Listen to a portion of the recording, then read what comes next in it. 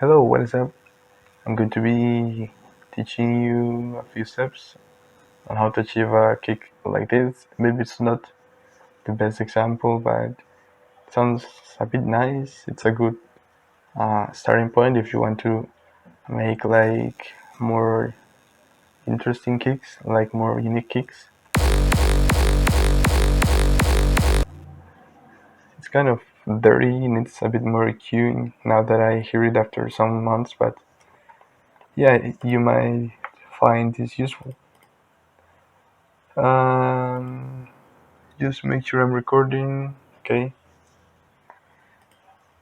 So let me start with the actual punch sound.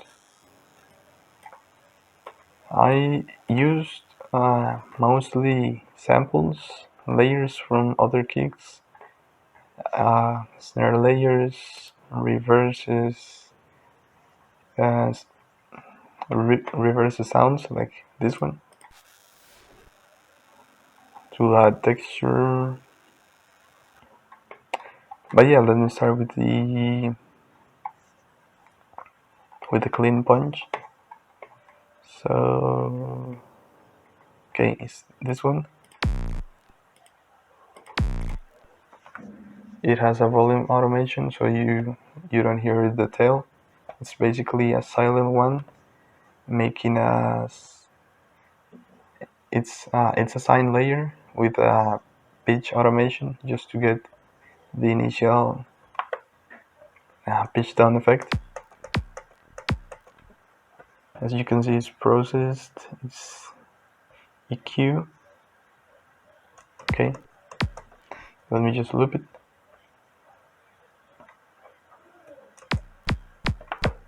Okay. EQ just to pull the highs, the mids, distortion, aggressive EQ to get the sound, like the sound design part.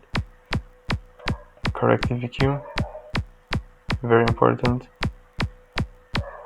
Makes it a bit more pleasant, not too harsh. And if I disable this volume automation, the kick continues playing because of the distortion, I guess. But I had to make that just to trim it. Okay, so in the sub bass, more of the low mids and sub frequencies, basic saturation, EQ. I made this volume this volume automation of 100 Hz just to give more movement. Boosted this region of 143 Hz. Of course, it varies from the actual tonality of the kick and what type of kick you're making. But for me, it worked. It created more overtones, more harmonics. Yeah, just it created more of this low mid harmonics. And multiband compression, controlling a bit of the low mids before, after, more of a unified sound. The main tail is actually a sample from a Screech House sample pack. I actually experimented with various layers. You know, I even made side patterns. So I was testing, and this was one of my favorites. It kind of has a nice crunch, and you know, that's without effects. It's actually pretty nice. This is without the post processing, but we're going to leave it like that for a moment. Okay, so one by one, let me just enable. so you can see the processing.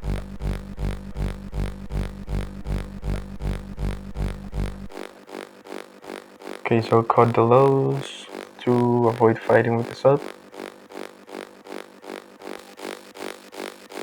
Saturn with a hip hop puncher preset. It's a very good preset to bring the highs a little bit more to the front.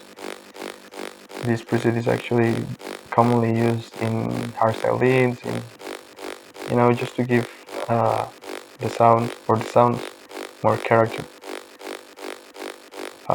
More cueing. I actually do not recommend doing such steep high cuts and low cuts, because they won't sound natural sometimes. Frequency automation, without it, feels kind of stale, but with it, the sound is like more alive, more movement for the kick, which is good. Destroy the sound a little bit more with distortion, saturation using isotope trash, corrective EQing, reverb. It's actually automating. So at the very end, you see you hear the reverb coming a bit more. Also imager to narrow a bit of the lowest frequencies. EQ, corrective EQ, and destroy the sound a bit more with wave shaper. This is actually automating as well, just to give like more movement. I'll see if I can find this automation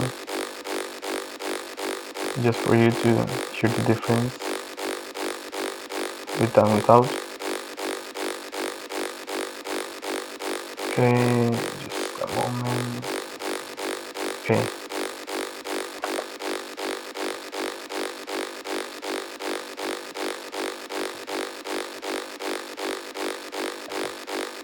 Okay, so I'm going to reset this. Before, after, kind of moves, you actually see it in the waveform. Before, okay, with the highs, after,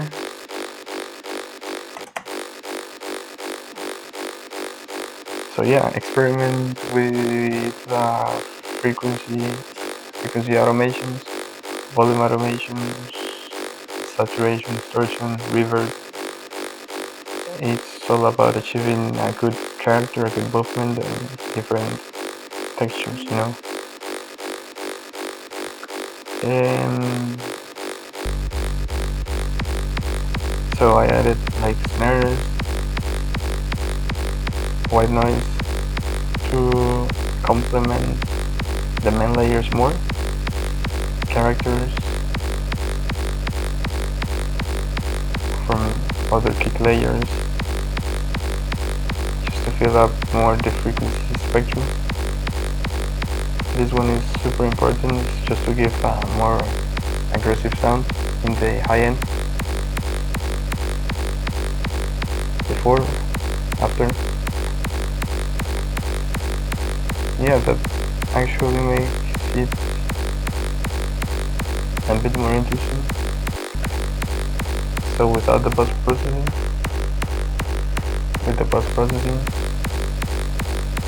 I put limiter to catch the peaks, OTT, without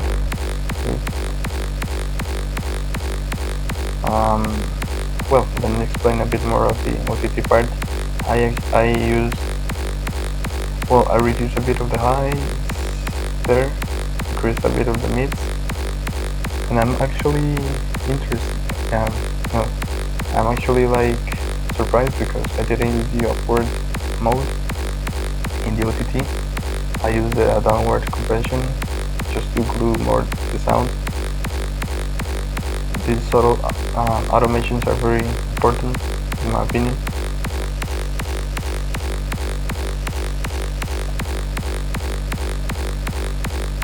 So they give the whole kick a bit more movement and just to hear it more as a whole.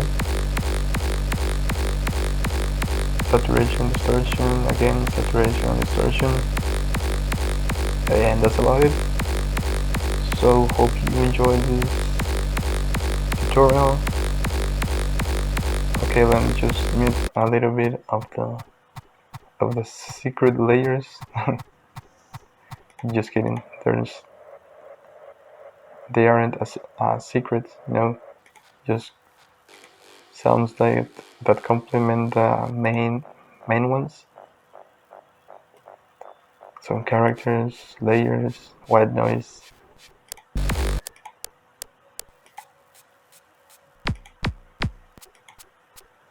Okay, that's about it. So I hope you enjoyed this. Let me know what you think of this quick video, and see you in the next one. Bye.